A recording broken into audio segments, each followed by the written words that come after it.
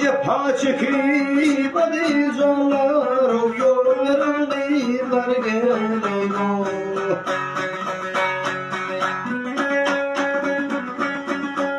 Yol üstüne koş açılar, dök yaprağı düşeceğler. Allah'ım yaşaçılar o tayana kıyılar geliyor.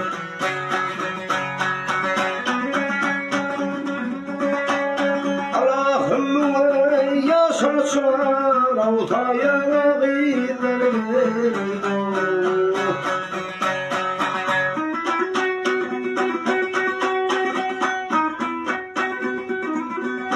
hey al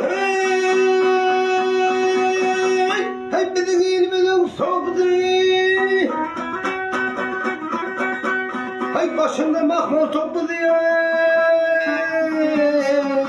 hey Aracay'ın köprü diye üstünden beyler geliyor.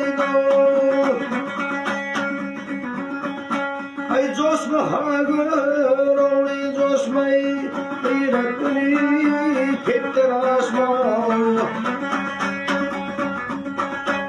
Yıldız bağınlara inen şişme yıldızdan haberler geliyor.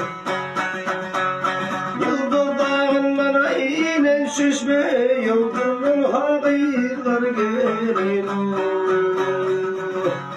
Ben